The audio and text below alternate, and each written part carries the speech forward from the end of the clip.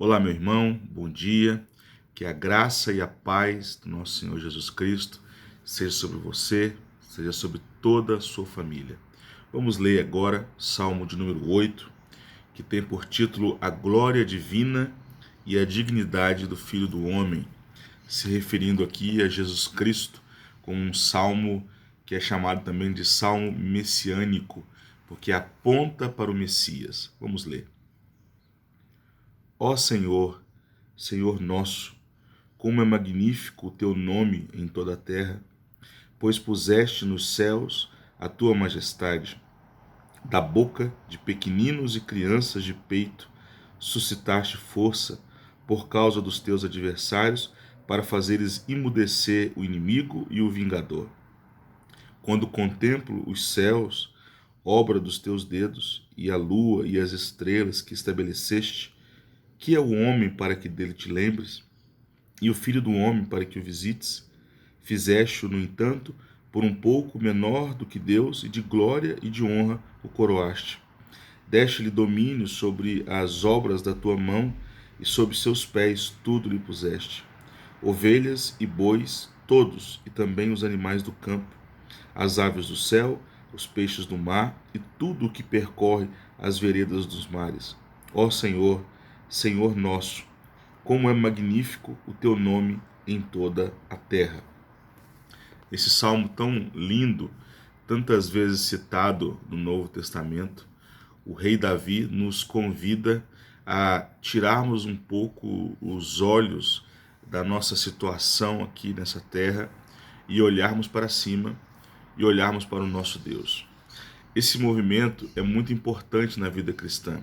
É por isso que nós adoramos a Deus constantemente, é por isso que nós lemos constantemente as Escrituras, porque à medida que nós vamos lendo as Escrituras, à medida que nós vamos adorando a Deus no culto público, quando nós temos condição de fazer isso, ou no nosso culto doméstico, e nós começamos a contemplar os atributos de Deus, a maravilha, a grandeza, a soberania do nosso Deus, nosso coração vai se enchendo de alegria, paz e uma fé a fé vai sendo renovada em nós, porque nós estamos olhando para aquele que tudo pode.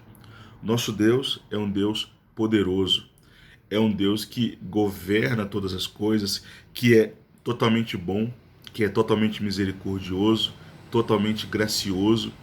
E mesmo em meio a esse momento em que nós estamos, assim como o rei Davi também, que passava por momentos difíceis, passou sempre por momentos difíceis no seu reinado, é importante que nós tiremos os olhos dessas coisas e comecemos a olhar para o nosso Deus, para a grandeza do nosso Deus.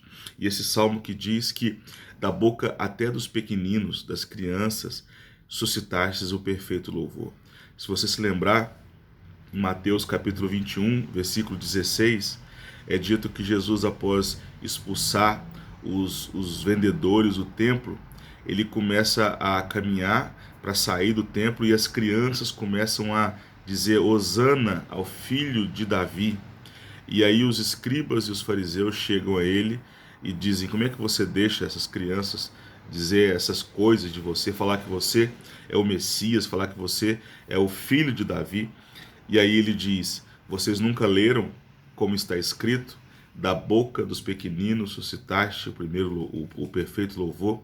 Ele então cita o Salmo 8, o versículo 2 do Salmo. Ele cita esse Salmo para os fariseus e escribas, dizendo: vocês não leram? Lá é dito que da boca dos pequeninos suscitaste o perfeito louvor. E esse salmo é interessante porque o Davi aqui diz: quando eu contemplo os céus, obra das tuas mãos, há uma segunda pergunta, uma pergunta que eu faço: que é o homem para que dele te lembres? Ou seja, quando Davi começava a contemplar a beleza do universo, a beleza do cosmo criado por Deus, ele disse: quem é o homem?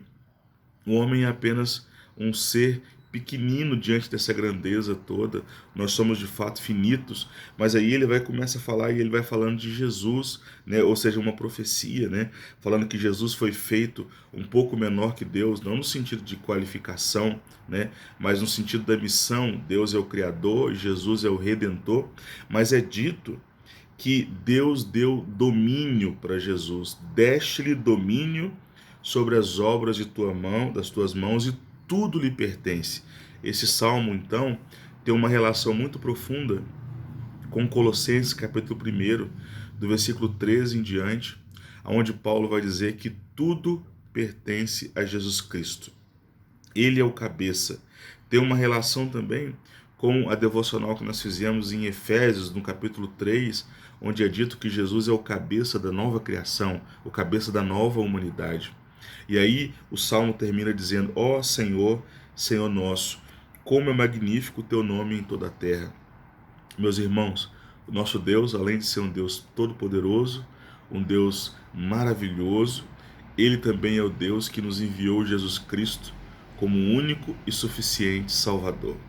E isso é motivo para a nossa adoração. Isso é motivo para a nossa oração de gratidão. Isso é motivo para encher o nosso coração de alegria nesta manhã e começarmos então a contemplar a grandeza, a glória, a majestade do nosso Deus. Eu te convido a fazer isso, eu te convido a ter esse momento todos os dias em sua vida, contemplando de fato quem Deus é e a obra que Deus faz na sua vida. Na teologia sistemática, nós dizemos que a fé possui esses dois componentes.